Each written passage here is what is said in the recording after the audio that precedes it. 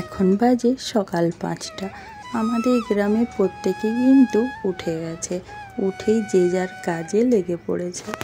গ্রামে সকাল ৫টা মানে অনেকটাই বেলা। আমিও ঘুম থেকে উঠে আমিও আমার কাজে লেগে পড়েছি।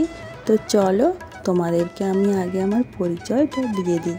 শুভ সকাল আমার সকল প্রিয় বন্ধুরা, কি অবস্থা, কেমন আছো সবাই? আশা করি তোমরা যে যেখানে যে অবস্থায় আছো ভালো আছো, সুস্থ আছো।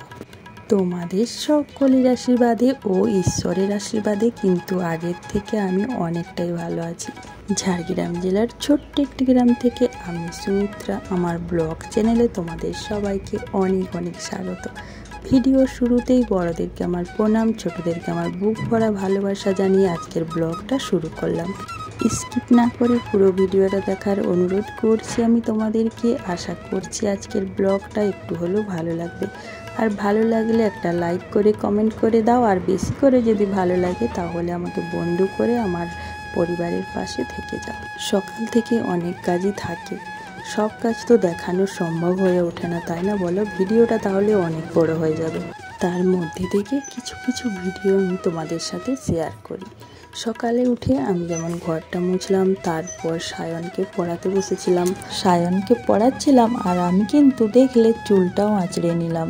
কেন বলো তো? ভাবলাম বসে থাকবো না, চুলটাও এর মাঝে আমি আঁচড়ে নিই। তারপর তো উঠে আমি স্নান করতে গিয়েছিলাম। স্নান করে এসে জামা কাপড় মিলে চুল আঁচড়ে তারপর মুড়ি খেয়ে এদিকে দেখো কলা ফুলটা ছাড়াতে বসে পড়েছে। এটা আসলে কলা মোছা, যেখানে যেমন বলে আর কি, আমাদের এখানে যেমন এটাকে কলা ফুল বলা হয়, তার জন্য আমি তোমাদেরকে কলা ফুলই বললাম। এটা আসলে কলা মোছা। তো এই দেখো ভিতরের অংশটা ছাড়িয়ে তারপর জলে কেটে একটুখানি ভিজিয়ে রাখবো, তারপর লবণ হলুদ দিয়ে সিদ্ধ করে রান্নাটা করব। আজকে না প্রচণ্ড গরম আর প্রচণ্ড রোদ, তার জন্যই সায়ন হচ্ছে দেখো 1 গ্লাস এখন ORS খেতে বসেছে। ওদিকে কলা মোছাটা হচ্ছে কেটে ভিজিয়ে রাখলাম আর এদিকে আমি উনুনটা ধরিয়ে ভাতটা চাপিয়ে দিয়েছিলাম। তারপর হচ্ছে ভাতটা নামিয়ে কিন্তু আমি মাছগুলো ভেজে নিয়েছি, তোমাদেরকে সেগুলো আর দেখানো হয়নি। এই যে দেখো মাছগুলো ভাজা হয়ে গেছে, এখন আমি রান্না করব। সকাল 5টার সময় ঘুম থেকে উঠলে না অনেক তাড়াতাড়ি কিন্তু কাজগুলো শেষ হয়ে যায়, আবার গুছিয়েও কাজ করা যায়। আর কি বলতো, অনেক তাড়াতাড়ি রান্নাও হয়ে যায় কিন্তু সময়ের মধ্যেই হয়ে যায়। আজ কিন্তু অনেকগুলোই রান্না করলাম। আজ করেছি মাছের ঝাল আর কলা মোছার রান্না করব, আর একটু হচ্ছে ঢেঁড়স সিদ্ধ করে ছেঁচকি করলাম।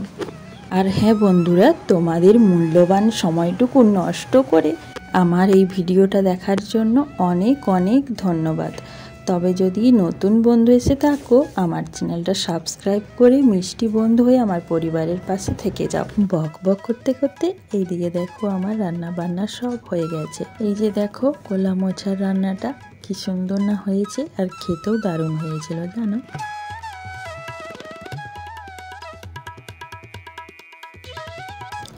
তারপর দেখো বাইরেটায় ঝাঁট দিয়ে দিচ্ছি, কারণ প্রচণ্ড মেঘ করেছে বাইরে, মনে হচ্ছে বৃষ্টি আসবে। প্রথমে ঘরগুলো ঝাঁট দিয়ে বাইরেটায় ঝাঁট দিয়ে দিচ্ছি, আর জামা কাপড় তো আমি সমস্ত তুলে নিয়েছি।